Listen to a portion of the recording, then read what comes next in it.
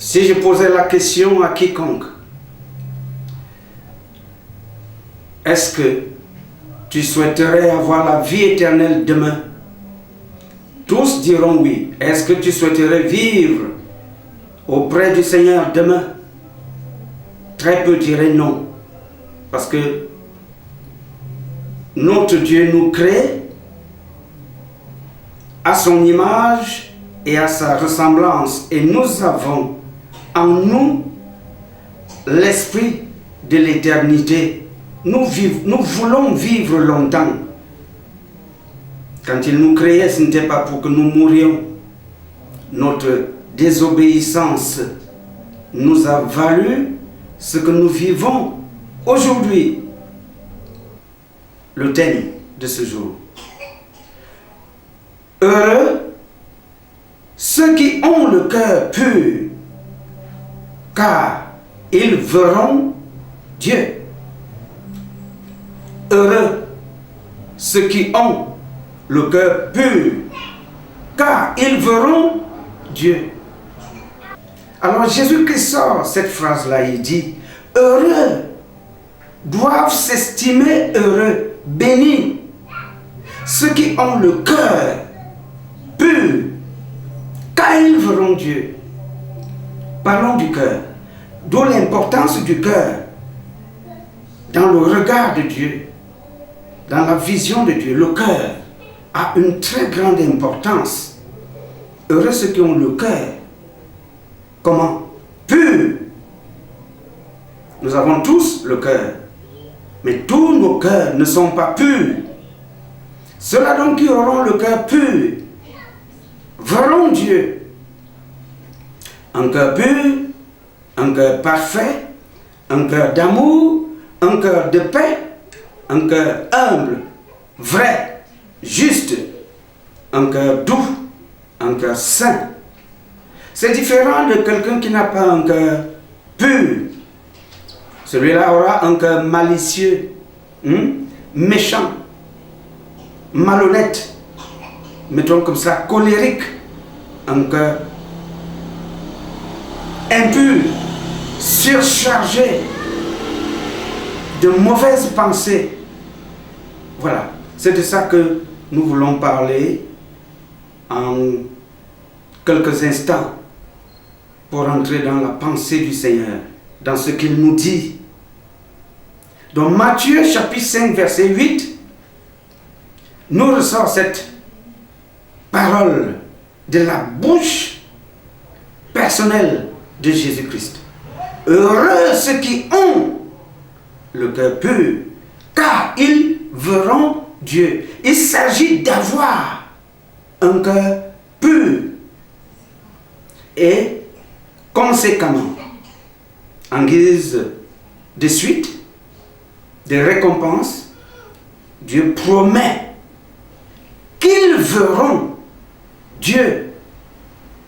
Donc verront Dieu ceux qui ont le cœur pur, et ne verront pas Dieu ceux qui n'ont pas le cœur pur. Il s'agit donc pour nous de vérifier l'état de notre cœur.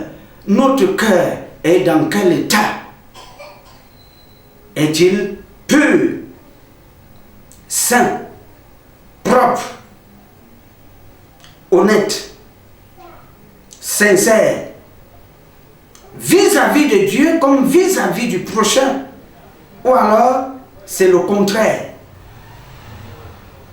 Avons-nous un cœur confiant vis-à-vis de Dieu? Ou plutôt le contraire?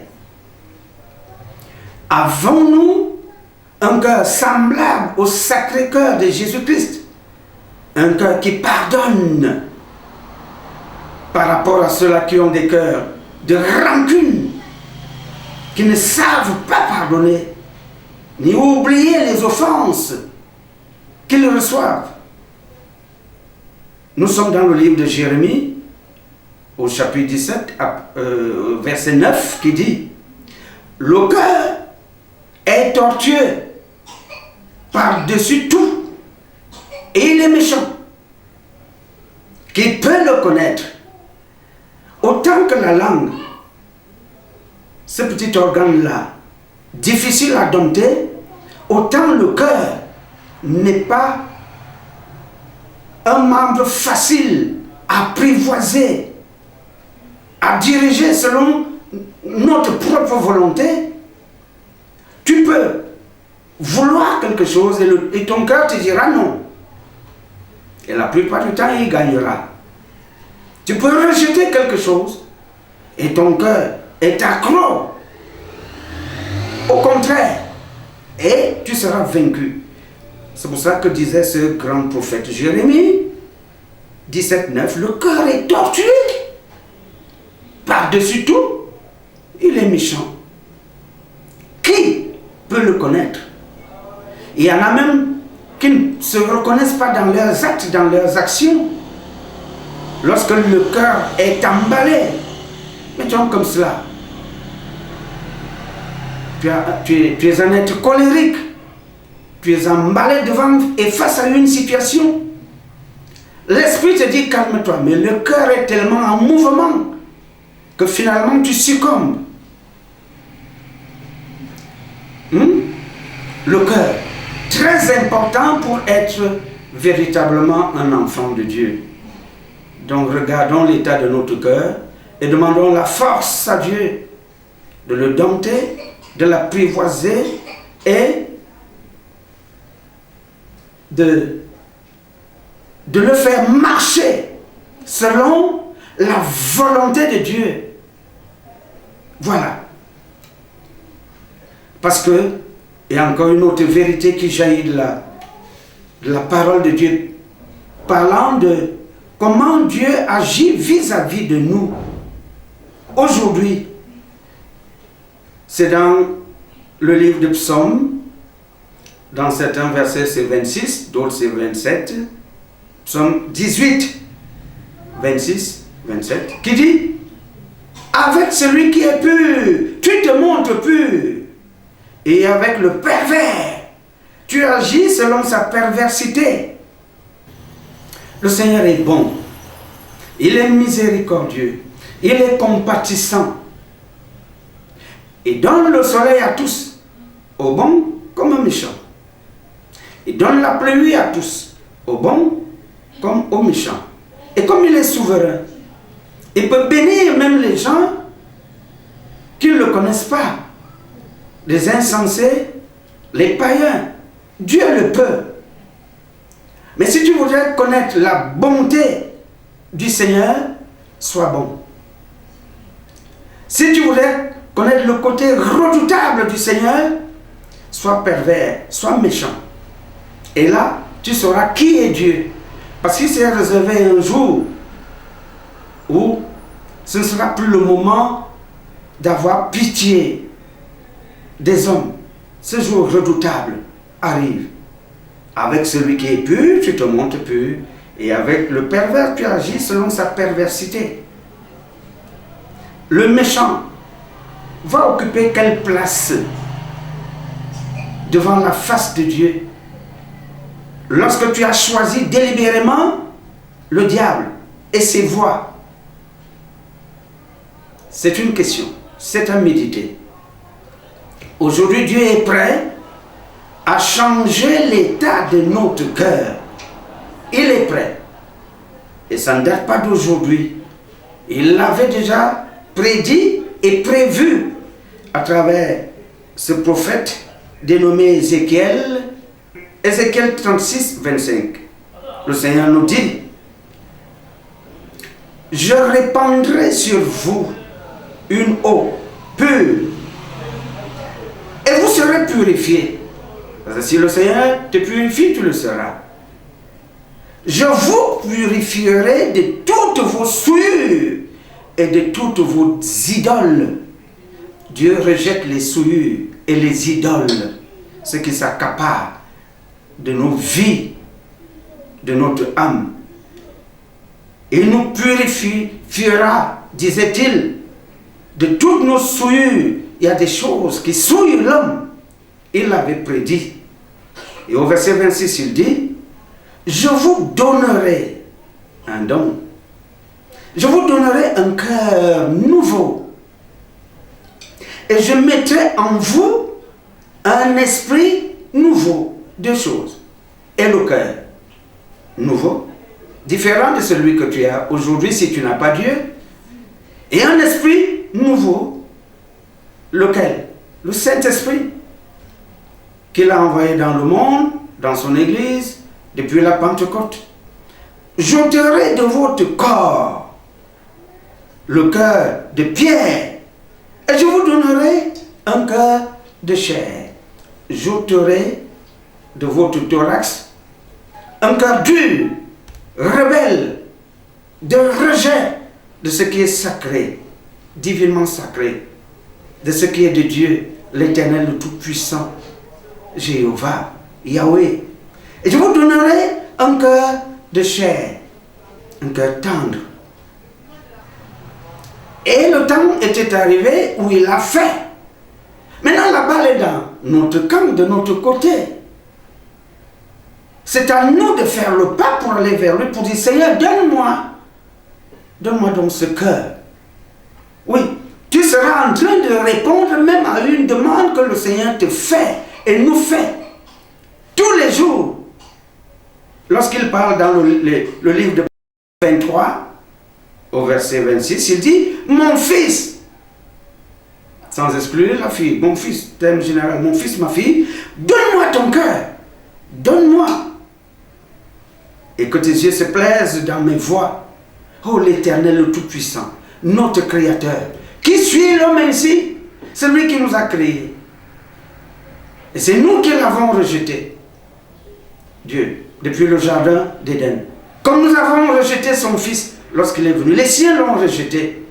Mais jusque-là, le Seigneur, il court, il se place devant nous, il frappe à notre porte pour dire, mon fils, donne-moi ton cœur. Ma fille, donne-moi ton cœur. Afin qu'il le transforme, et il te donnera un nouveau cœur, te donnera son esprit, et c'est son esprit qui le moulera. C'est sa parole qui moulera ton cœur, que tu lui auras donné. Pas à 10%, pas à 20%, encore moins 80%, 100%. C'est pour cela qu'il nous a donné le premier commandement qui dit, tu aimeras l'Éternel, ton Dieu, ton Créateur, de tout ton cœur, de toute ton âme, de tout ton esprit, de toute ta force, de toute ta pensée, de tout.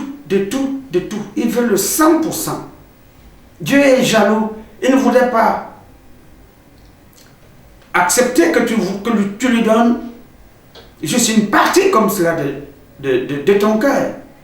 Donner ton cœur à Dieu, c'est te donner entièrement. Quand tu lui auras donné ton cœur, alors tu seras en mesure de lui rendre des cultes agréés par lui. Comme dit Romains 12, 1, le véritable culte que le Seigneur agrée de notre part, c'est que nous nous offrions à lui de manière saine, sainte, pure, véridique, sincère, en totalité. C'est ça le vrai culte. Avec un cœur pur, dépouillé de toutes sortes de souillures. Et comme ce n'est pas facile pour l'homme de le faire par ses propres forces, par son propre vouloir, nous aurons besoin de son esprit, l'esprit de Dieu. L'esprit de pureté, de sainteté, de vérité, l'esprit de puissance, qui n'est pas un esprit de timidité, mais c'est un esprit d'amour, c'est un esprit de force. C'est exact. Alléluia.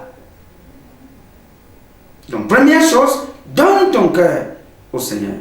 Et quand tu l'auras fait, il sera fier de toi, content de toi. Maintenant, sois à son écoute.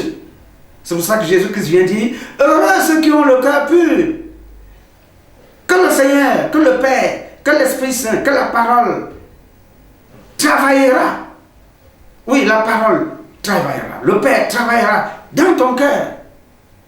Parce que nous sommes purifiés par cette parole-là. Heureux ceux qui ont le cœur pur, car ils verront Dieu. Alors, nous sommes dans le livre de 2 Corinthiens chapitre 7, au verset 1 qui dit: ayant donc de telles promesses, bien-aimés, purifions-nous de toute souillure de la chair et de l'esprit, en achevant notre sanctification dans la crainte de Dieu. Oui, au préalable, il faut avoir l'amour de Dieu. Donc la crainte de Dieu. Il faut avoir son amour, il faut avoir la crainte de Dieu. Et lorsque nous allons lire cette parole, qui nous rappelle cette promesse, ayant donc de telles promesses, c'est-à-dire quoi? Quelle promesse? Quelle est cette promesse? Heureux ceux qui ont le cœur pur, car ils verront Dieu.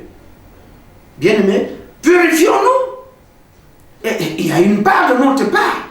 Dieu ne peut pas tout faire. Purifions-nous. Recherchons la sanctification. C'est-à-dire l'éloignement, la séparation d'avec tout ce qui est impur, injuste, malhonnête, méchant, ignoble. Purifions-nous. Mais il faut bien que ta volonté te pousse et te mène au rejet de ce qui souille tes pensées, qui souille ta chair. N'oublie pas, le Seigneur l'a dit, le corps est à Christ et Christ est au corps.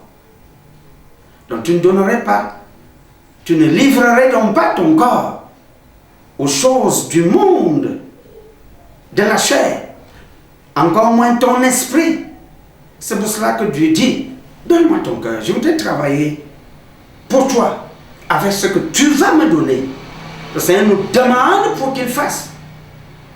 Donne-moi et il va travailler. Donne-moi ce que tu as et il va multiplier. Voilà le principe du Seigneur. Simple comme bonjour.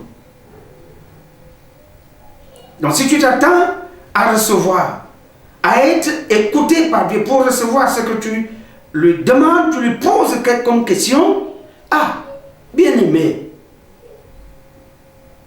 pose-toi cette question. À quel degré, à quel pourcentage tu t'es donné à Dieu? Est-ce que tu t'es donné à lui à moitié, moins de la moitié, 10%? Est-ce que, comme chrétien, comme chrétienne, tu te limites à ceci? Je vais à l'église dimanche. Tu te limites à cela. Oh, j'attends la Pâque. J'attends la Pentecôte. J'attends le jour de la nativité célébré par le monde. Est-ce que c'est cela? Le christianisme repose sur la relation intime que tu as et auras, que tu tisseras au jour le jour, parce qu'elle croit avec Dieu, le Seigneur.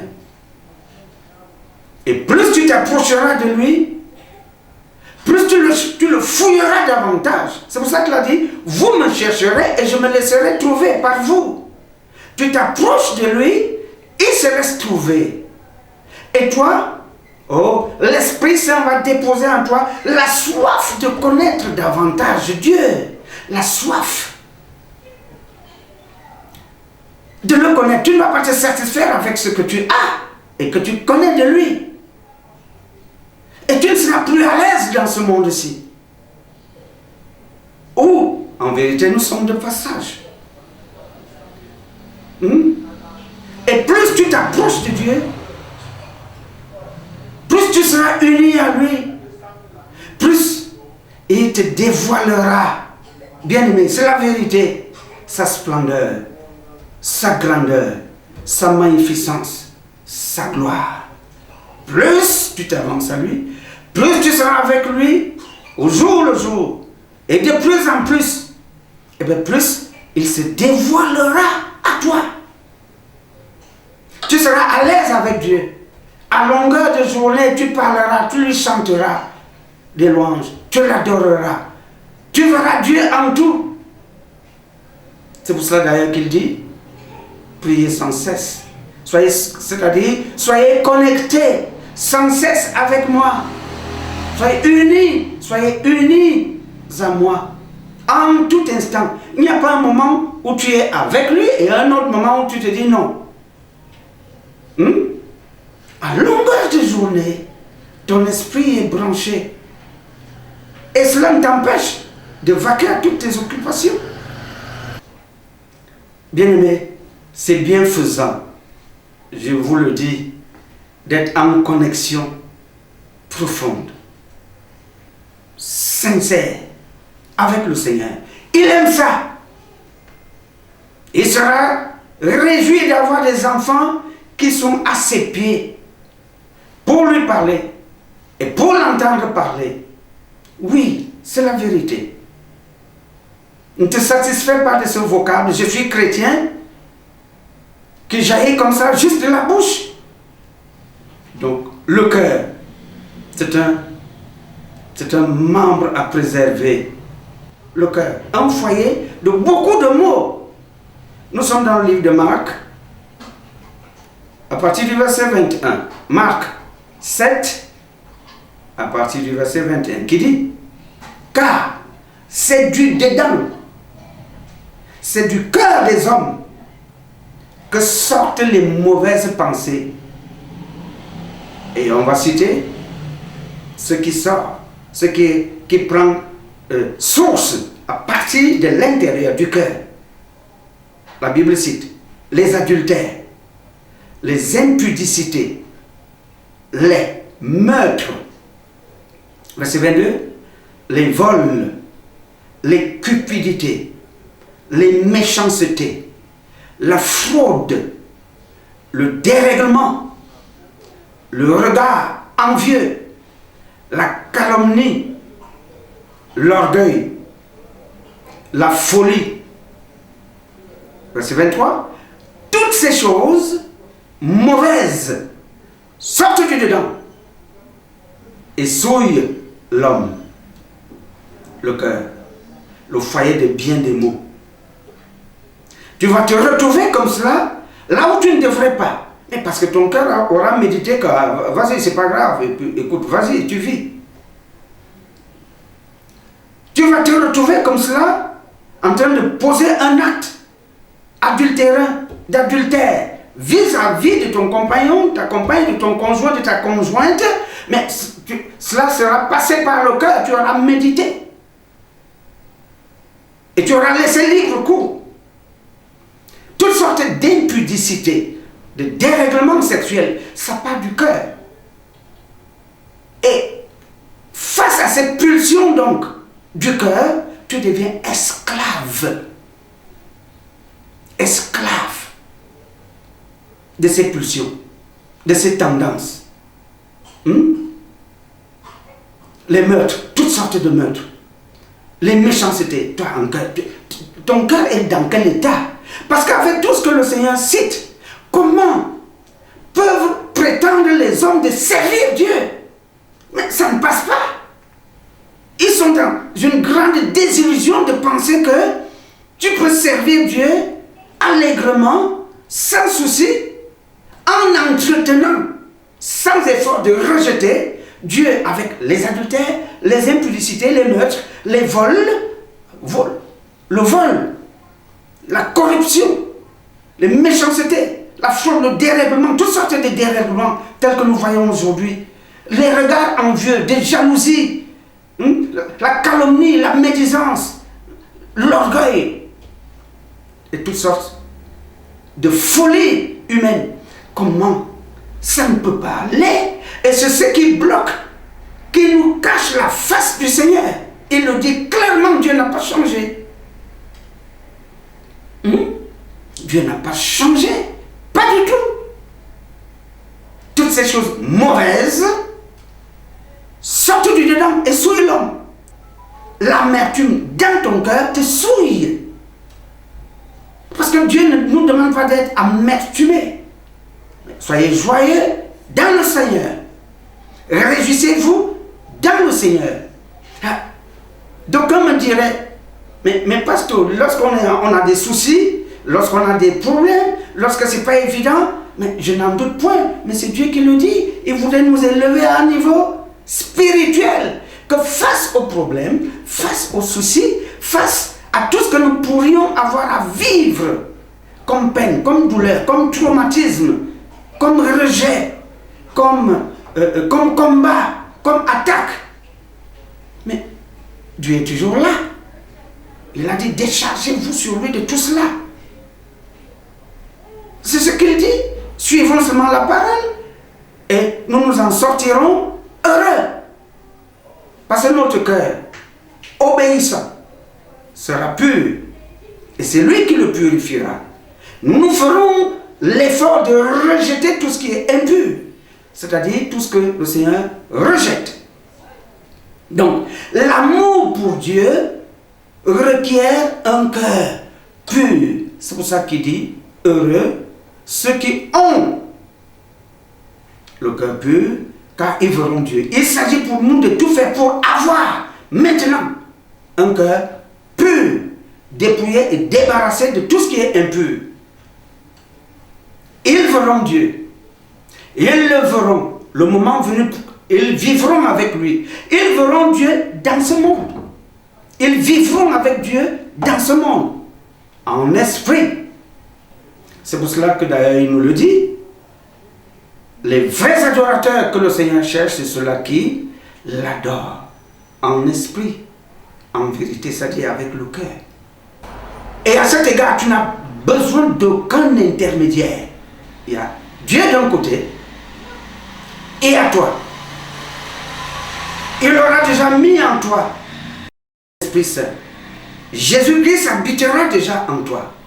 Et je te le dis, avec Jésus en toi, le Saint-Esprit de Dieu en toi, l'adoration que tu élèves,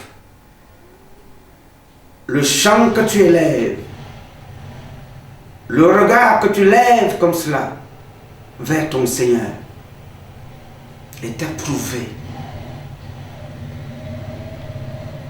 Dégage un parfum d'une agréable odeur aux narines du Seigneur.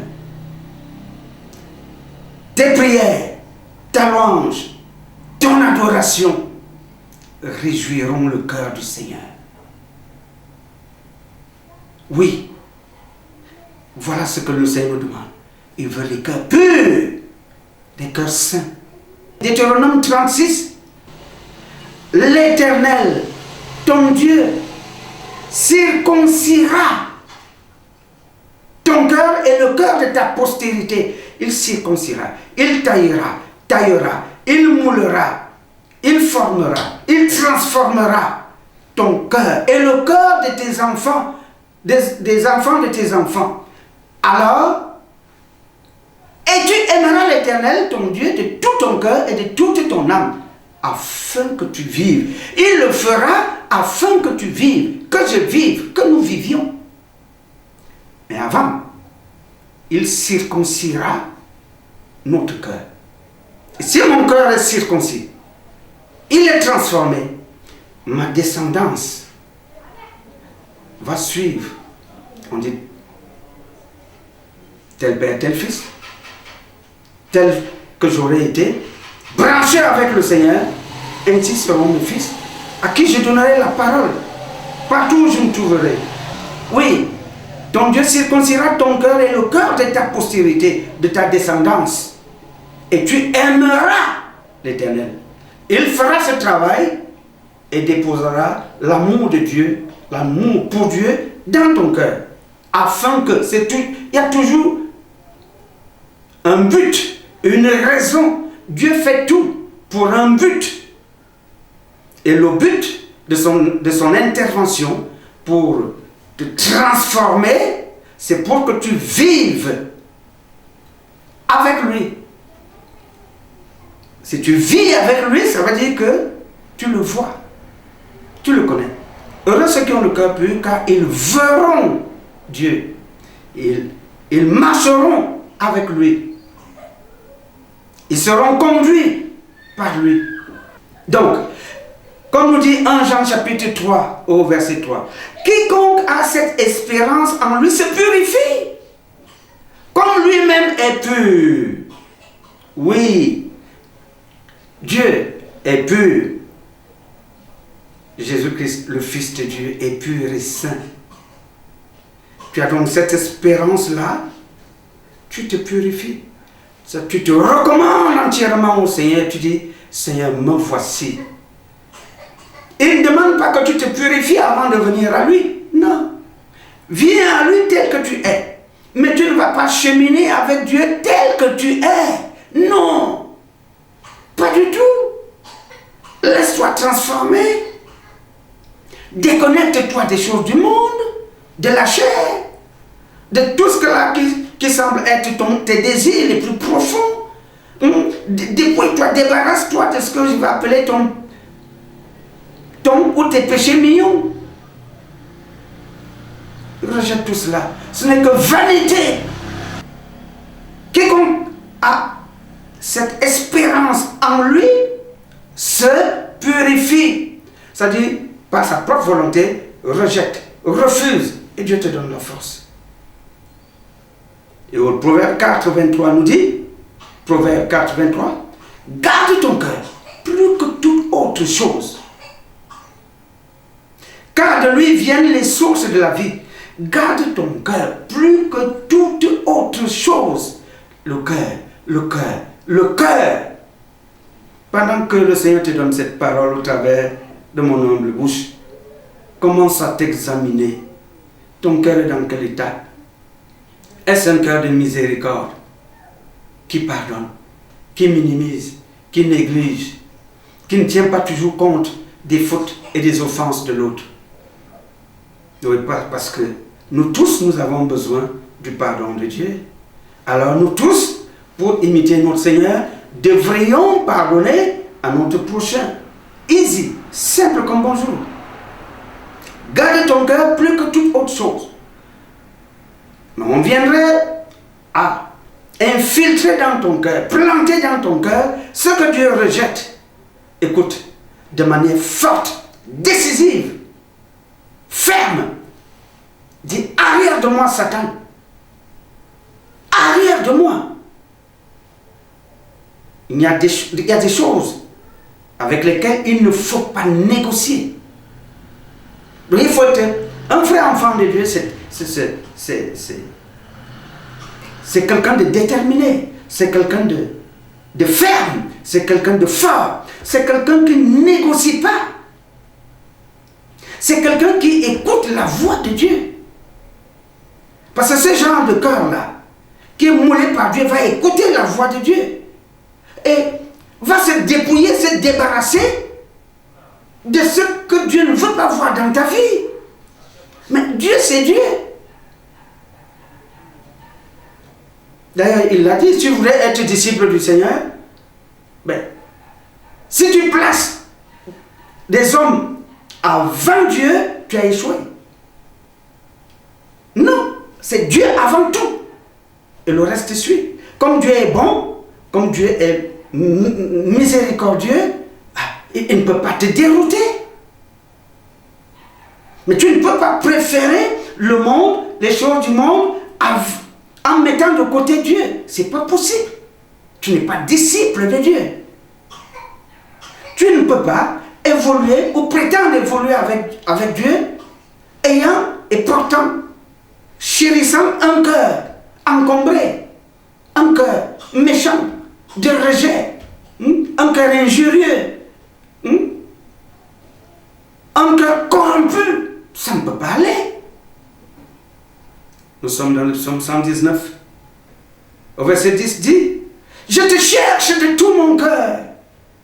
Ne me laisse pas égarer loin de tes commandements. Je te cherche. Oh, puissions tout cela qui se reconnaissent enfants de Dieu dire, proclamer avec moi. Et si tel est ton cas, tu diras après moi, je te cherche de tout mon cœur. Allez, dis-le. Je te cherche de tout mon cœur. Ne me laisse pas égarer loin de tes commandements.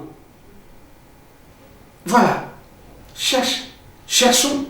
de tout notre cœur. Dieu, pour nous mouler, serait amené même à nous éloigner de ce qui peut nous causer beaucoup de mal. Dieu peut nous séparer de quelque chose à laquelle nous tenons fermement. Mais ce sera une épreuve pour nous. Regardez le cas d'Abraham par rapport à Isaac. À un moment donné, Abraham aime Isaac et beaucoup plus que Dieu. Dieu, jaloux, lui dirait, écoute, donne-moi Isaac. Ça dit, sacrifie-le-moi. Que fit Abraham? Le voici. 3 jours de marche pour lui dire, le voici. Et au moment où il devait le sacrifier, Dieu a arrêté sa main pour dire, maintenant je comprends. Aime-moi plus. Aime-moi. Aime mes préceptes, mes commandements. Il l'a dit par 3 fois à Pierre. M'aimes-tu? Pierre, oui je t'aime. M'aimes-tu? Pierre, oui je t'aime. Alors si tu m'aimes, paix, nourris, occupe-toi de mes brebis. C'est ça le cœur pur. C'est un cœur engagé. C'est un cœur qui écoute. C'est un cœur qui est totalement et à 100% acquis aux voix et à la voix de Dieu. Nous sommes dans Proverbe 28, 26. Et il nous dit, celui qui a confiance dans son propre cœur est un insensé. Mais celui qui marche dans la sagesse sera sauvé. Et la sagesse, c'est d'être avec Dieu, de l'écouter pour lui obéir. Celui qui a confiance dans son propre cœur est un insensé, et c'est la vérité. Est insensé celui qui suit les tendances, quelles qu'elles soient, de son cœur. Dieu dit c'est un insensé. Qu'est-ce que c'est qu'un insensé? C'est quelqu'un qui n'a pas de sens. Pour aimer Dieu, être agréé par lui, approuvé par lui, pour le voir, le connaître, et pour se faire voir et se faire connaître par lui, il faut avoir un cœur pur. Le bonheur est à cela. L'amour du prochain requiert la sincérité. Avec Dieu, tu as un cœur pur. Forcément, vis-à-vis de ton prochain, un amour pur et sincère. Ce qui est différent des courants aujourd'hui. On n'aime que par intérêt. On n'aime que par calcul. Parce qu'il va falloir que j'ai ceci ou cela. Alors on va montrer ses dents et son sourire à l'interlocuteur. Quand bien même cela cacherait le faux et l'hypocrisie. 1 Pierre chapitre 1 verset 22 nous dit: ayant purifié vos âmes en obéissant à la vérité pour avoir un amour fraternel sincère, aimez-vous ardemment les uns les autres de tout votre cœur. Aimez-vous ardemment d'un cœur sincère, pas hypocrite, pas calculateur. Et tu plairas à Dieu. Notre prière de tous les jours devrait être ceci, bien-aimés. Et je me réfère au psaume 51. Oh Dieu, crée en moi un cœur pur, renouvelle en moi un esprit bien disposé. Crée en moi. Oui, il avait promis, je vous donnerai un cœur nouveau, semblable au Sacré-Cœur de Jésus-Christ. Je vous donnerai. Et notre prière c'est: crée en moi, donne-moi. Le Créateur peut créer en toi un cœur pur. crois que ton cœur soit aujourd'hui étouffé, obscurci, noirci par les déboires du monde. Parce que le monde peut transformer ta nature. Ce que tu vis dans ce monde peut transformer ta nature. Tu es né bon, mais tu as subi tellement de déceptions dans ta vie, telles que à la fin tu as un cœur. Pas seulement méfiant encore ça passe, mais vraiment dur, méchant, parfois même sanguinaire.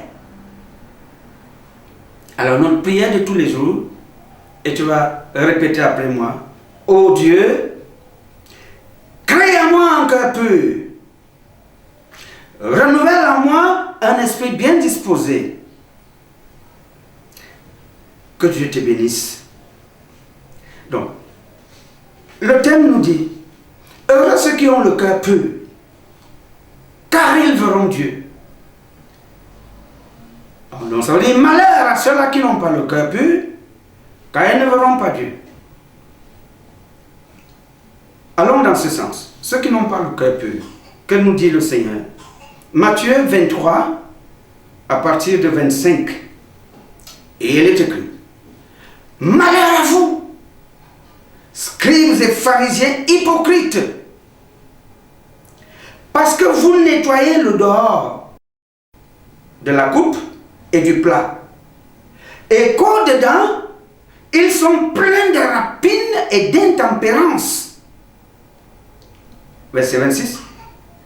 Pharisiens aveugles, nettoie premièrement l'intérieur de la coupe et du plat, afin que l'extérieur aussi devienne net. Verset 27.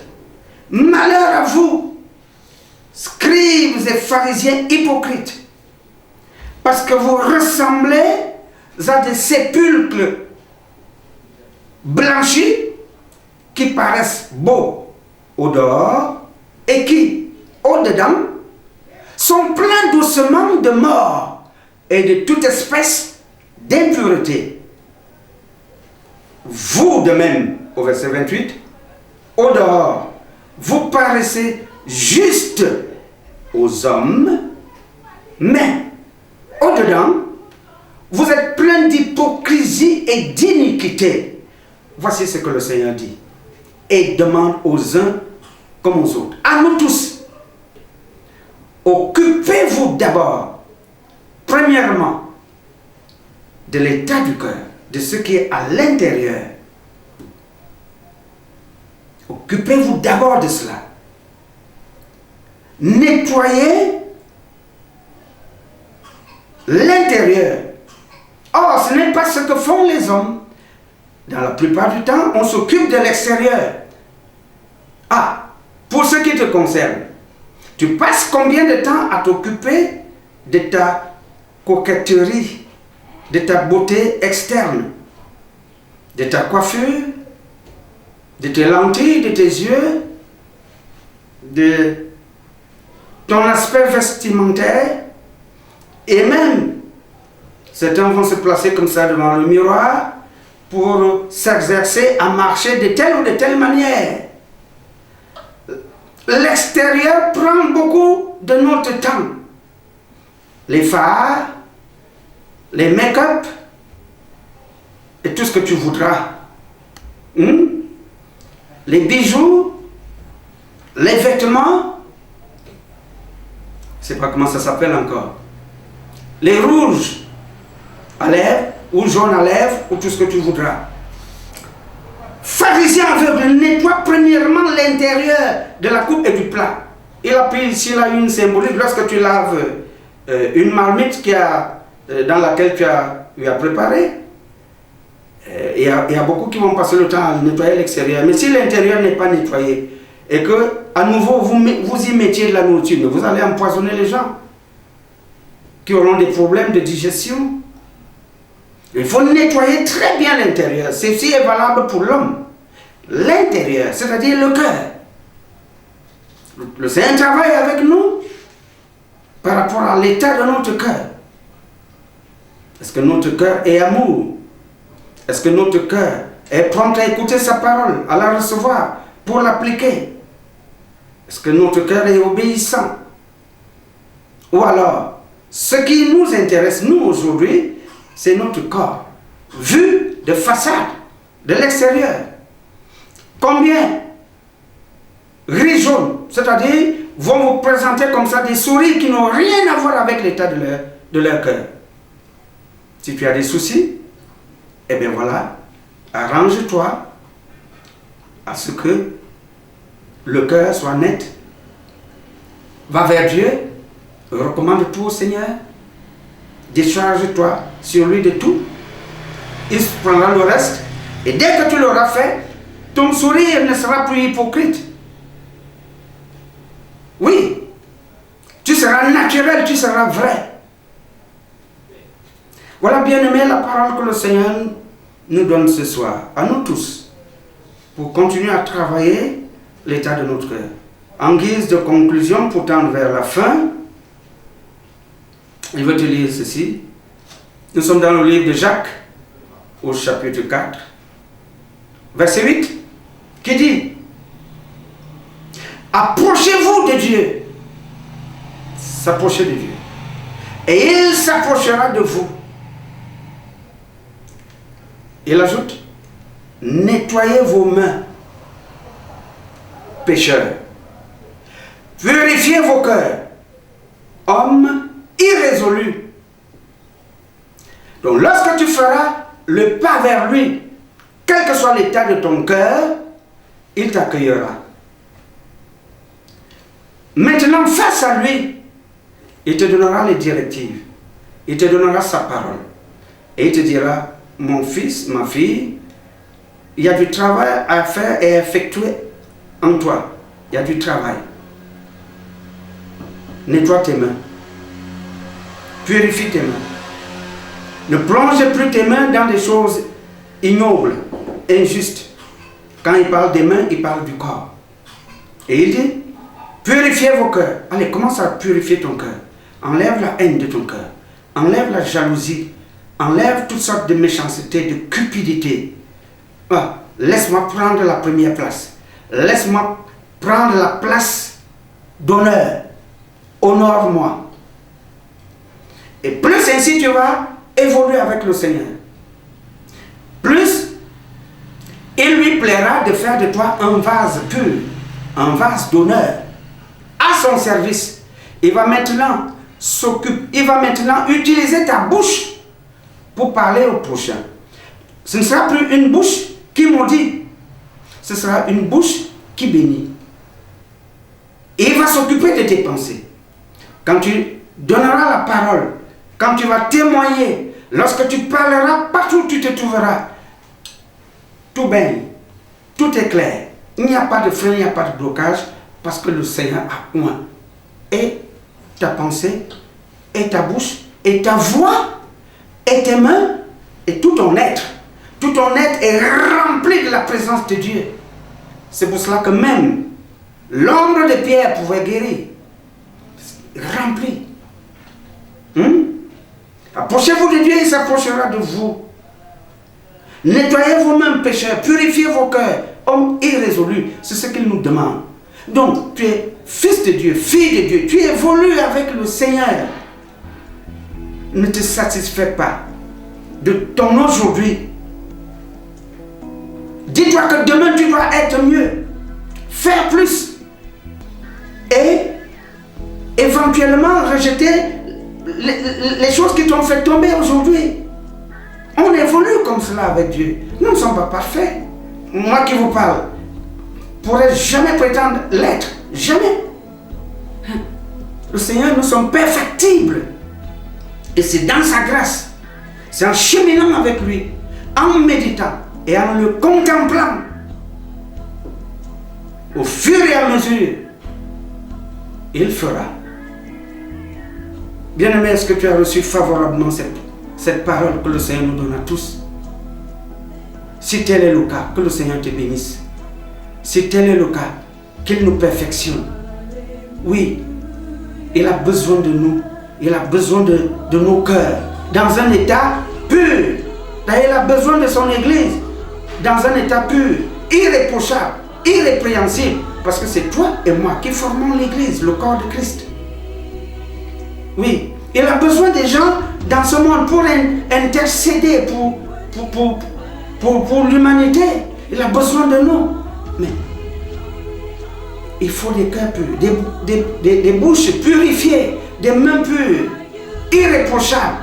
C'est à cela que le Seigneur nous convie en ce jour, en recevant cette parole.